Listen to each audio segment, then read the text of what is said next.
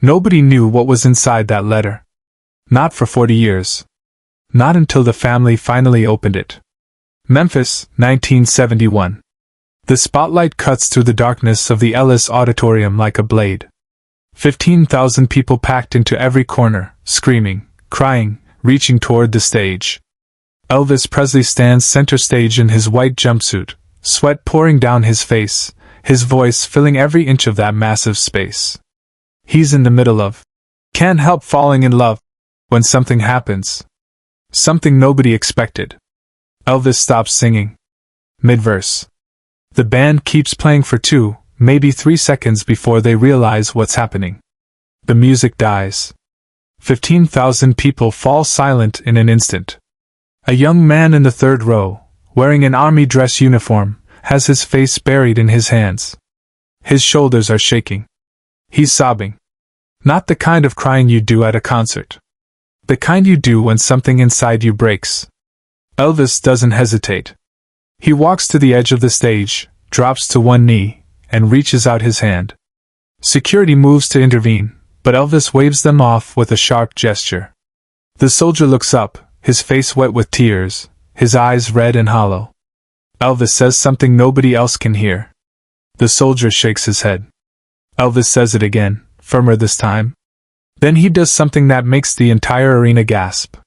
He takes off the scarf from around his neck, a gift he'd been given earlier that night by a fan, and hands it to the soldier. But that's not all.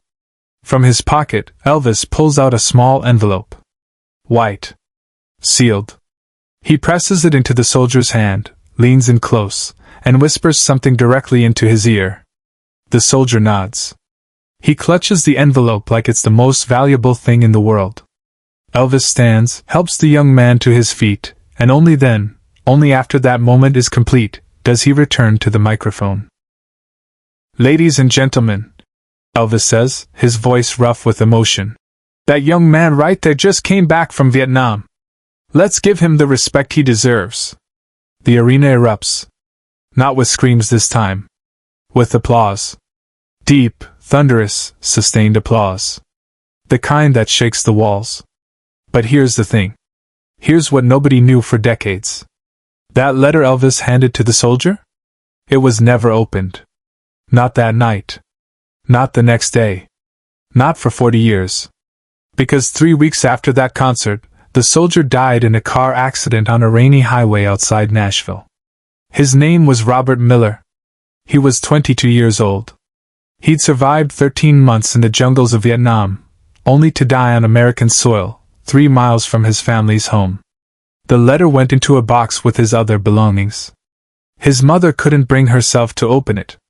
It felt too sacred, too private, too much like losing him all over again. So it stayed sealed. Tucked away in an attic in a small house in Tennessee, waiting. But to understand why that letter mattered, you have to go back. Back to the moment Robert Miller first heard Elvis Presley's music, back to the letters he wrote home from Vietnam, back to the promise he made to himself if he ever made it back alive. Robert wasn't a typical soldier. He was a pianist. Before the draft, he'd been studying music at a small college in Tennessee, dreaming of a career playing jazz in smoky clubs. But in 1969, his number came up. He was sent to Vietnam whether he wanted to go or not. In his letters home, Robert wrote about the music he missed. Not just any music. Elvis. He told his mother that listening to Elvis records on a beat-up record player in the barracks was the only thing that kept him sane. That when mortars were falling and the world felt like it was ending, he'd close his eyes and hear, "Love Me Tender," in his head. He wrote, "Mom, if I make it home, the first thing I'm going to do is see Elvis live. I don't care if I have to sell everything I own. I need to hear that voice in person, just once." He made it home. Barely. He'd been wounded twice, seen friends die, carried scars both visible and invisible. But he kept his promise. He bought a ticket to Elvis's show in Memphis. 3rd row center. He saved for 3 months to afford it. Subscribe now, because what happens next in this story will leave you speechless. The night of the concert, Robert's mother later said, was the first time she'd seen him smile since he got back. He put on his uniform, polished his boots, and drove to Memphis alone. He didn't tell anyone what he was feeling. He didn't talk about the nightmares that woke him up every night, or the way loud noises made him dive for cover, or the guilt that ate at him for surviving when so many others didn't. But when Elvis walked on stage that night, something broke open inside Robert Miller. It wasn't just the music. It was everything the music represented. Home. Safety. A world that made sense. A reminder that beauty still existed somewhere beneath all the horror he'd seen. And when Elvis sang, "Can't Help Falling in Love," a song Robert's father used to sing to his mother before he passed away, Robert couldn't hold it together anymore. That's when Elvis saw him. That's when everything stopped. What nobody in that arena knew, what even Robert didn't know until Elvis whispered it in his ear, was that Elvis had a brother who'd served in Korea. A brother who came back different. Quieter. Haunted. Elvis saw in Robert's eyes what he'd seen in his own brother's eyes years before. That's why he stopped the show. That's why he gave him the scarf. And that's why he gave him the letter. "Read this when you need to remember you're not alone," Elvis whispered. "And don't you dare give up." Robert promised he would read it. He promised he'd keep fighting. He promised he'd find a way through the darkness. 3 weeks later, he was gone. The letter stayed sealed for 4 decades. Robert's mother passed away in 1995, never having opened it. It went to his younger sister, Sarah, who also couldn't bring herself to break the seal. It felt like opening it would be admitting he was really gone, would be violating something sacred between her brother and Elvis. But in 2011, on what would have been Robert's 62nd birthday, Sarah decided it was time. She gathered her children, Robert's old friends, and a few veterans from his unit who were still alive. They sat in her living room, and with shaking hands, she carefully opened the envelope. Inside was a single piece of paper. Handwritten. In Elvis's unmistakable scrawl. But here's the part of this story nobody could have predicted. The part that changes everything. The letter wasn't addressed to Robert. It was addressed to whoever needs to hear this. Elvis had written, "To the soldier reading this, or to whoever loves him, you've been to hell and back. You've seen things nobody should see. You've done things you'll never forget. But you're still here. That means something. That means you've got a purpose left to fulfill. Don't let the darkness win. Don't let the war take more from you than it already has. You've got people who love you. You've got music in your soul. You've got a reason to keep going, even when you can't see it. I wrote this because my brother couldn't hear it when he needed to. But maybe you can. Keep fighting. Keep living. The world needs you here." Sarah read it aloud, her voice breaking with every word. By the time she finished, everyone in the room was crying. Because Elvis hadn't just written a letter to Robert. He'd written it to every soldier who came home broken. Every veteran who fought to find meaning in the aftermath. Every person who survived something they weren't sure they should have survived.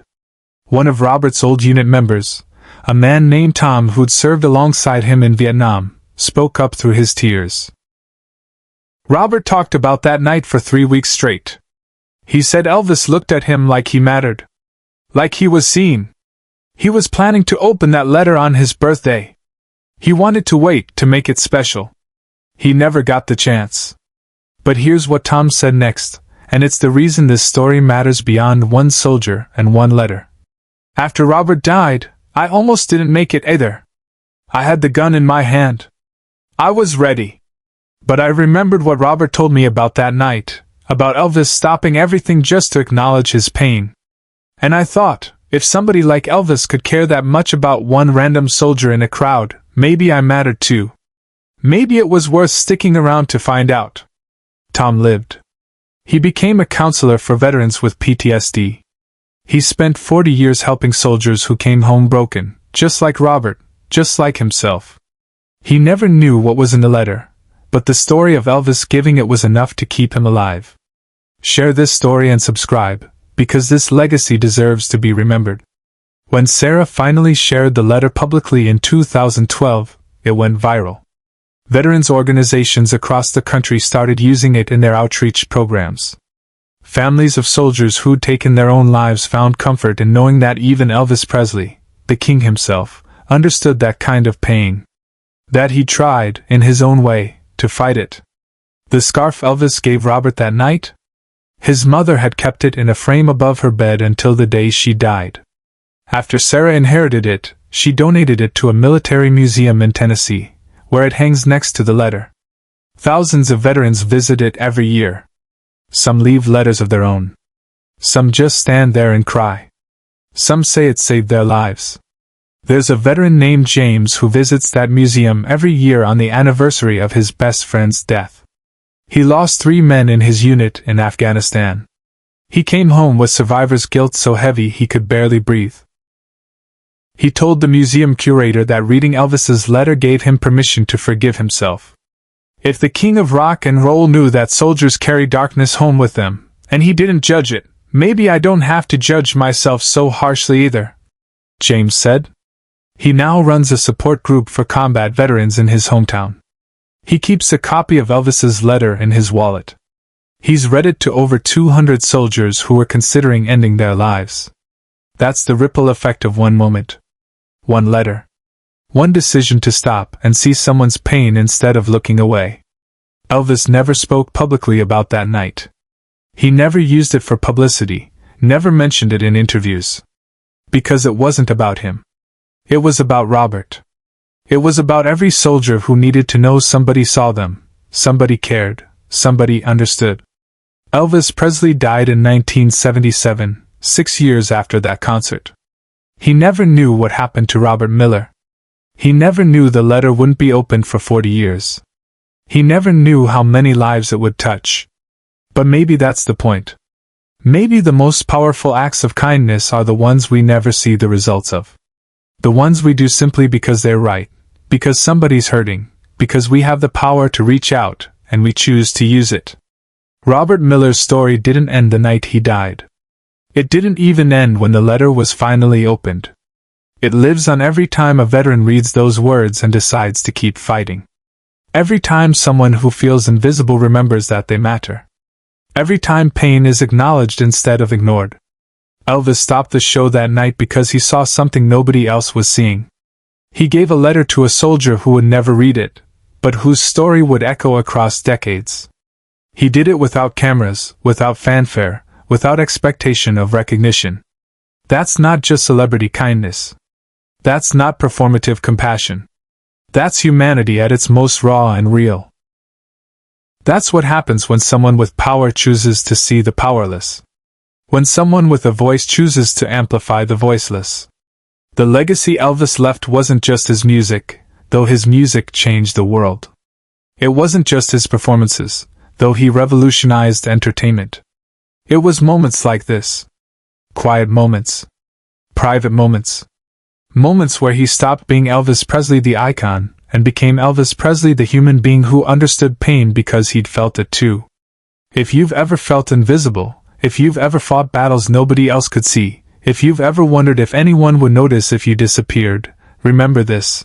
Elvis Presley stopped a concert for one person. One soldier in a sea of 15,000 faces. Because that one person mattered. You matter too. Your pain matters. Your survival matters. And somewhere, someone sees you.